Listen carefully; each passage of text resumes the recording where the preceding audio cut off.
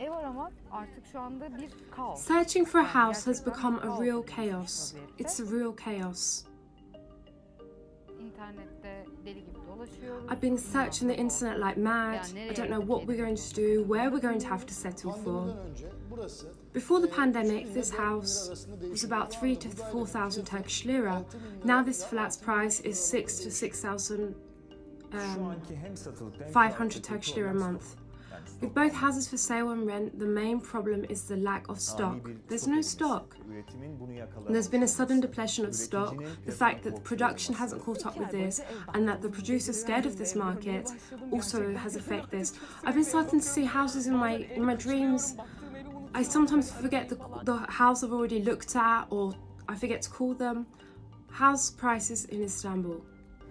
Şu anda Ağustos'un başından beri evden çıkmadık. Since the beginning of August, we've been having to leave our house. We live in Kartal at the moment. For about 20 to 25 days, we've been constantly looking for houses, for a house. Every single day, without any exception, the prices are going up and up.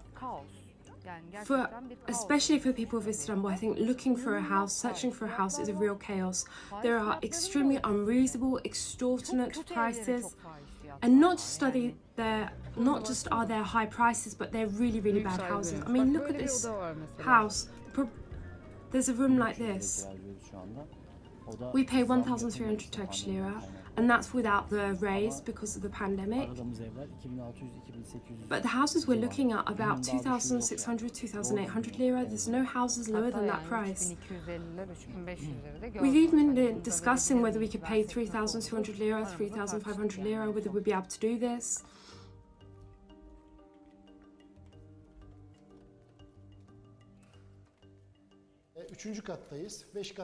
We're on the third floor of a five-story building. Before the pandemic, this house would vary between 3 to 4,000 Turkish lira according to the interior, how new the bathroom and the kitchen is. Before the pandemic, there was a chance this flat could stay empty, but after the pandemic, this has nearly stopped. And the increase has been to about 40%, and this house will be rented at 6 to 6,500 Turkish lira. My family are now going to move to Istanbul. This became certain about 2 months ago, and because I'm here and I'm co-sharing a house, I've been searching a house for my parents. First of all, it's been really hard to find a house. When I went to talk with estate agents, they've been saying there's no houses, and I've started to see houses in my dreams. I've been forgetting to look at, forgetting the house I've already looked at and to call them. I've been an estate agent in the Anatolian side for about 15 years. Unfortunately, sometimes it's impossible to catch up with the demand because the houses that have been put on the market in the morning have a go by the evening. Last year, houses that were 2,000, 2,500 Turkish lira, about 4 to 5,000 Turkish lira in Beylikdüzü. In this area, generally people with middle income and retired people live here, but from now on, I think the people who live here will change. People with higher economic situations will start moving here. I think retired people living here would be very, very hard. When we compare the prices from last year, there's about a 30% increase. This is where this is much more aggressive, like 100% increase, especially, unfortunately, places where students live. People have been using this to their advantage. At the moment, the main problem with houses for sale and houses for rent, the main problem is the lack of stock. In 2017, we had the opposite scenario. There was too much stock, there wasn't enough demand. As a result of this, there was a drop in the market. In 2018, 2019, this carried on. In 2018, houses were quite cheap. At the end of 2019, the the housing loan interest rates were dropped. And with this, the demand increased, and people started to go to the banks to buy houses with a loan. Of course, with that, prices began to raise. With the pandemic and the lowering of these interest rates, this became quite aggressive. And with this, prices have raised. Everything came one after the other. With the pandemic, there was an increase in the demand for houses with gardens and open spaces. With the Izmir earthquake, there was an increase in demand for property. Of course, prices and costs increase. Like domino stones, this reflected on the buyer's income. And of course, Istanbul, with all its properties that make it attractive, this has affected Istanbul the most, but we can see this all over Turkey as well. People have to think of their own economic situation, their budget.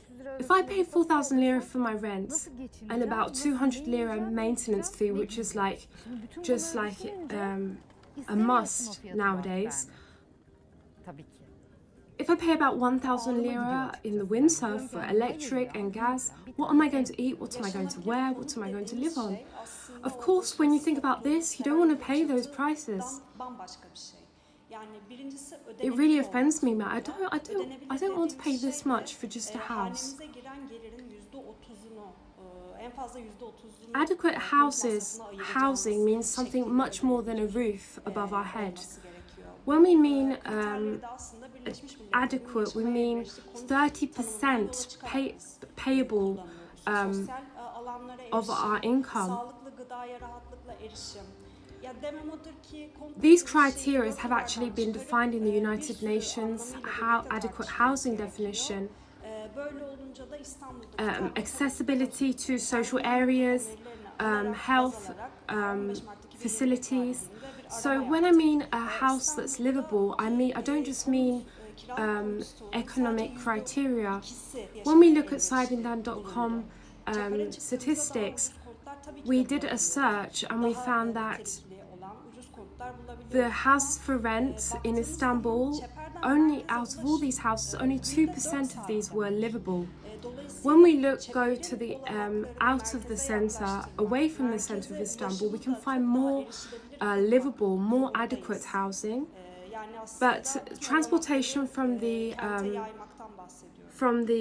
urban fringe, the perimeter of the city, is about 4 hours. So we have to make the transportation more viable. And what I mean by this, I mean spreading all the facilities of the city all over the city. This increase, unfortunately, doesn't seem to be likely to stop. In fact, within the next year, in 2022,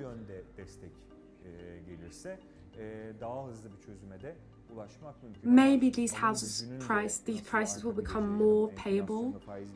And if the purchase power increases and the government supports this, we'll be able to find a solution much quicker.